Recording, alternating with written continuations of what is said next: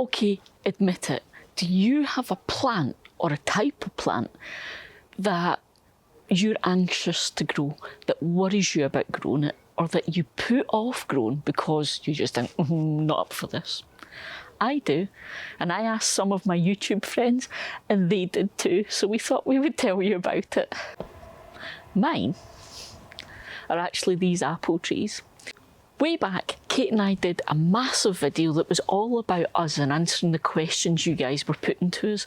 And one of the things that came up is that Kate has always wanted to grow more fruit, especially apples, but we just didn't have the space.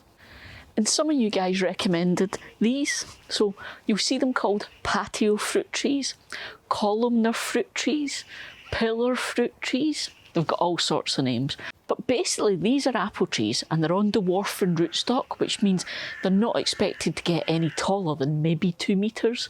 But they're also pillar or columnar trees, which means they will grow as one tall stem with just short spurs out for the apples to grow on. Perfect if you've not got a lot of space. Hence, we thought we could have them right here because they need lots of sun. So if the apple trees are what terrify me, what about my YouTube mates then? So we've got Robin from Robin's Container Gardening. We've got Janette, the enthusiastic gardener. We've got Ramona or Mona from Monalogue. And we've got good old Tony from Tony C. Smith, all telling us about the things that freak them out. So Robin, over to you then.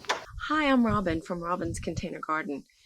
When Eli asked me if I would make a little video about what I'm afraid of in the garden, I actually had to put a little bit of thought into it because I kind of consider myself pretty fearless that I will grow just about anything at least once or twice or 5 times.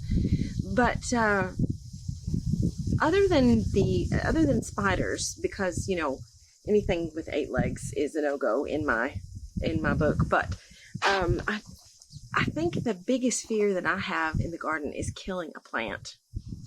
I really fully invest everything into every seed that I put into soil. And if it doesn't germinate or doesn't thrive or doesn't, produce fruit, or if it dies, I feel personally responsible that I have done something wrong. But my grandfather taught me pretty much everything that I know about gardening, most of it anyway. And he used to say that you fail better every time you fail. So basically, he meant that if you screw something up, then just keep trying again and again until you get it right. And other than growing things that are not set for the climate in Perthshire in Scotland, I will just kind of continue to keep trying different things in different places in the garden until I get it right. But I think killing plants is my biggest fear. It's always good when you hear from other folk that you think are totally sorted and experts in the garden and then realise that they have fears just like you. For me, that was kind of the same with Janette. Janette is down in Essex, what to me I think of as being totally tropical, but she's got real fears about looking after a plant and the weather. Hi Kate and hi Eli and hi to all your lovely followers. I'm Janette. I'm also known as the enthusiastic gardener. I'm all the way down in Essex on the southeast coast of England. What is the plant that I'm most scared of? It is the Dicksonia antarctica. It's from the prehistoric times. It's the land of the dinosaurs. It's been growing for 150 million years. So why am I so scared of growing it in my garden here in Essex? I will tell you why. I know exactly as well where I will put it. It will go here. It will be nice if it's this tall. It's unlikely because they are about 40 to 50 pounds per foot tall, and the reason why it takes 10 years to grow 1 foot. So that's why I'm reluctant. I mean, if it was like 30 pounds, well, I would give it a go. I'm sure everybody would give it a go. The roots are all the way from the base up into the crown. The crown is where all the fronds are. So that is the roots, and it's barely rooted in the ground at all. Regarding feeding, some people say, no, it doesn't need feeding at all. Other people say, yes, you should feed it, you should mulch it, you should give it some liquid seaweed or some chicken pellet manure. You need to water it every single day, and you have to water the whole trunk. They can tolerate some cold temperatures and a little bit of frost, but not sustained periods of time with below 0 temperatures. I do have one good idea though. I think I could put it in a bottomless pot, then I could pick the pot up and take it inside, maybe in my garage. So that's a good idea. And the other good thing about that is my pots are already 2 foot off the ground, so it would be elevated and it would look more magnificent at a cheap price. Thank you. I'm Janette. I'm the enthusiastic gardener. I hope you're having fun in your gardens. Bye. So you might be thinking, why are you scared so much of apple trees? Loads of folk grow apples. Yeah, and that's the thing. Firstly, right, we've got them in these pots, because that was one of the big things we spoke about, is we just don't have space for trees. Because it's not just you can put them wherever you want. You need to make sure they're getting loads of light, because they need that for fruiting. So they're in pots. And that is terrifying, because I need to make sure that I am on top of the watering and the feeding and all that kind of thing. So they're in these reasonable sized pots for this first year, and I'll have to pot them up into really big pots, probably this winter. And then it's all the pests and the diseases that can affect it. Yeah, it's just mad. There's like scab, which can affect things, and moths that then burrow into the apples and all this stuff. And see, the more I think about it, the more stressed I get. So yeah, something that other people seem to just grow in wheelbarrow loads.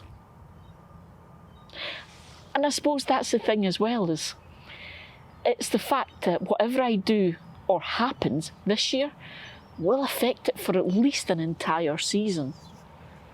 So, you know, it's that whole, all that time and care and effort to not get any apples and not even know if I'm going to get any the next year either. It just all seems a bit much. Maybe I just need to embrace it. Embrace the fear. And then you get people like Ramona or Mona in the most amazing country garden. And she's decided to just embrace it and go, do you know what? That's just the way it is. My name's Mona and I run a gardening channel called Monalogue, and one thing I'm scared of growing is brassicas, and so many reasons. The first is I can never remember the timings of when to sow the seeds. I can never remember the timings of when to cover them to stop the caterpillars eating them, and we also have a really big problem with slugs in our garden, so even if I make it past those first 2 hurdles, the slugs will eat them. And we also have mice and rats and other creatures like badgers that steal our crops from us. So I've never had a good time with them, and one way around it that I found is by growing perennial kale. So I grow 2 sorts of perennial kale, and it's amazing because I just plop it in the ground, it grows and grows, I leave it to do its thing, and it's always ready and I can harvest from it at any time of year. And I don't even need to cover it because it's such a sturdy plant for having a good root system that it can handle being eaten by the butterflies. So for me, that's a massive win and a way around something that I'm scared of. So I decided then I'm going to totally embrace my fear of these trees. And I reached out and I spoke to George. Now, not only does George watch our videos and follow us on Instagram, but George is an expert in all things sowing, growing and gardening and everything, and used to teach it as well. And he kind of gave me a kick in the pants I much needed. So he told me the basics of this tree are that, yes, it's a columnar tree, and I've just to prune back all of the outer branches to 3 or 4 buds. That way the tree can focus on that central stem and the central growth there. Which made it sound so much simpler than the panic I was having about, do I prune it in winter? Do I prune it in summer? How do I prune it? What branches? What type of buds? So I'm giving it its summer prune just now, just to take it in and give it what to concentrate on. And if need be, you can do the winter prune as well. But I'm not going to get freaked out over it, because the other advice George gave me was a reminder of the advice I give you guys, was go for it. Make a note of what you did, and then next year see what happens and learn from that, and you'll know what to do and what not to do the following year. I seem to recall me telling you guys to do that in lots of videos. So that's what I'm doing just now. Pruning the side shoots down to 3 or 4 buds, and then we'll see how we go.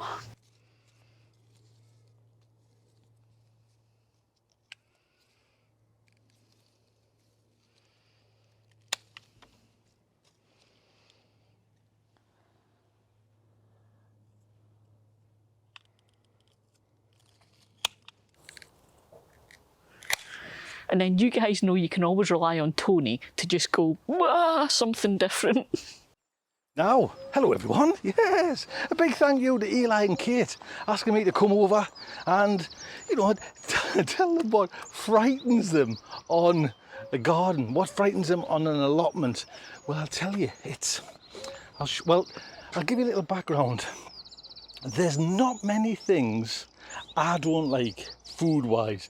I can tolerate, and it's really, I'm not joking, I can eat a lot, you know what I mean? But there's one vegetable that just recently I thought, I don't like that at all, and it kind of upset us a bit, you know what I mean? So let's just go into the polytunnel there, and I'll just turn you around, and I'll show you this particular veg, because I grew it. No, actually we bought this one, and it repulsed us, to be honest. And I thought, you know what, I'm not even going to go there again. But I'm well informed that I cooked it wrong. Now, what is that vegetable that scares us? Fennel. Yes.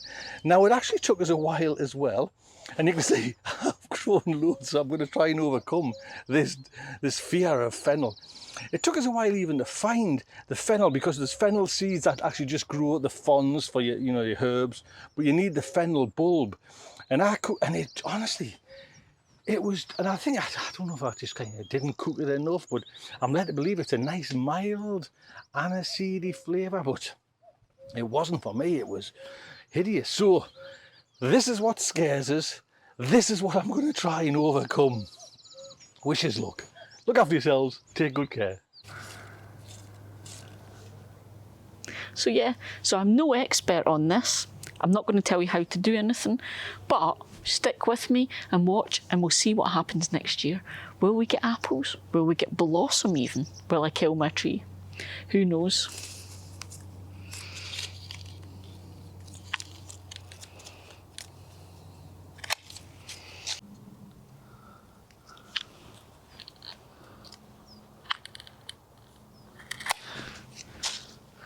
It's still a bit scary, but gardening's all about the learning and the growing, us and the plants.